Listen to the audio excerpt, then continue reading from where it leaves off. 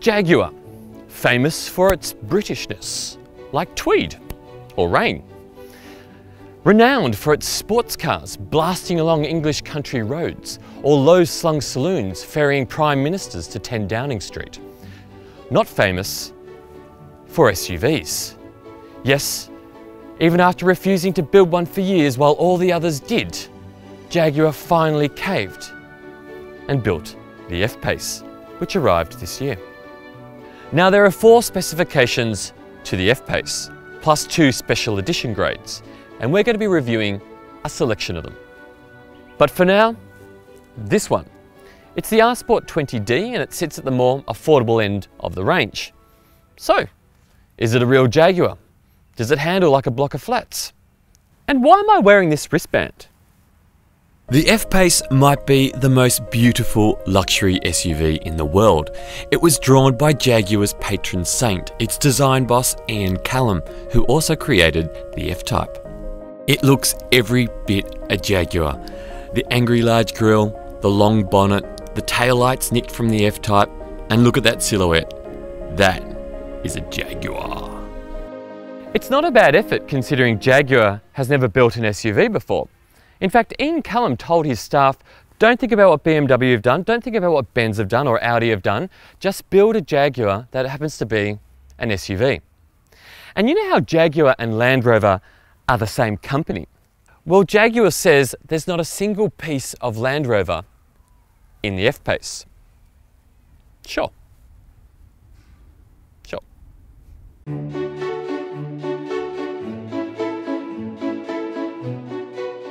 Now this is the R-Sport 20D. What makes it an R-Sport? Glad you asked. Now, an R-Sport brings 19-inch wheels. That's not them, I'll explain later. These side skirts, that R-Sport vent, which isn't a vent at all, it's just a piece of plastic glued on there, and an R-Sport bumper, which basically is that bit right there. This being the R-Sport as well, it gets xenon headlights, all the grades above it get LED. But the best thing about the R-Sport grade is the configurable dynamic system, which allows you to change the throttle response, the weight of the steering, and the speed of the gear shifts. That's what makes it an R-Sport on the outside. What makes it a 20D? That's what's under the bonnet. There's 2 diesels in the F-Pace lineup. A big 6-cylinder that you could use to tow the earth with and allows the SUV to sprint from 0 to 100 in just over 6 seconds. And then there's this one. The 20D has a 4-cylinder turbo diesel, which can jog to 100 in just under 9, and it's not a great deal more fuel efficient than its big brother. So this car is optioned up big time, seriously big time. Here's the options list. There you go. It's $33,000 worth of options. So let's have a look. This black grille, it's part of the black pack, it's $1,300. These 22-inch gangster rims, they're $4,300. The tinted glass, that's $900. If you want those roof racks, that's $600. And if you want proximity unlocking, that's $1,800, which is a little bit rich considering Hyundai pretty much have it standard on every car they have. And there are more options on the inside. In fact, a lot more options. You have got this glass roof for $4,200. You've got these leather perforated sports seats, which are very nice. They're $3,030. You've got a head-up display, which is $2,510. And for a cost of $1,400, you've got an electrically adjustable steering column. Outrageous. The R-Sport 20D's standard features list includes a 10.2-inch touchscreen, reversing camera, sat-nav, front and rear parking sensors, auto tailgate, and power adjustable front seats. There is an option which is pretty good. For $640, you'll get one of these wristbands. Now, it looks like one of those fitness bangles people wear, but it's not. It's actually called an activity key, and it works like this. Just say you want to go running or swimming or surfing or whatever sporty people do, you can't take this with you, right? So what you do is you leave this in the car, lock the car, walk off, go swimming, surfing, running, whatever you're going to do. With this, when you come back to the car, you just Shazam that next to the J on the Jaguar and the doors unlock. The F-Pace's boot is a pretty reasonable size, but what's this big box?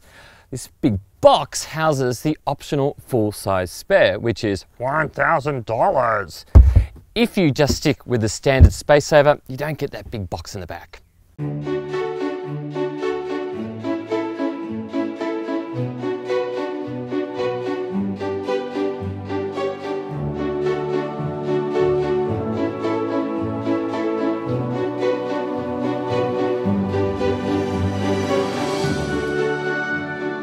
Okay, so what's it like to drive? First of all, the ride is unbelievably comfortable. Even on these 22-inch gangster rims, I don't know how they've managed to do it. It's great. The not so good things, the steering. To me, it feels a bit numb. It's like it's been to the dentist and I can't feel anything. And that also leads to a bit of an issue with understeer. I've noticed that when I'm pushing this car into the corners a little bit, it tends to understeer, and I think that's made worse by that numbness in the steering, and the steering's also quite sharp. That means you don't have to turn the wheel very far before it goes right round. You end up having to correct it. And I'm not a major fan of the 2-litre diesel either. I think it has to work really hard, and you can hear it struggling. Well, it's not struggling, but you can just definitely hear it working hard. It's droning, and that after a while that does get to you. Good thing though, that 8-speed ZF transmission is fantastic. I'd marry it if I wasn't already. And there are a few other things I'm not particularly over the moon about. One of the first things is the crampedness that I feel in the footwell. This transmission tunnel is so large, I feel like I'm sleeping next to a really large person. Other things, the switches to the windows, they're up here. That's such an awkward place for them to be. There's ergonomic issues, I believe, in this car. Also refinement issues too. The plastics can feel a little bit cheap.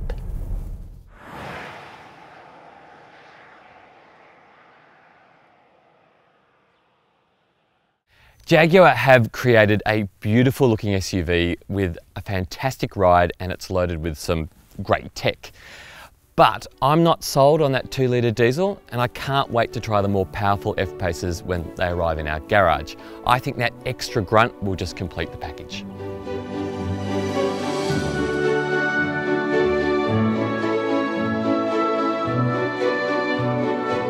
If you'd like to find out more, you can read our full review by clicking on the link right here.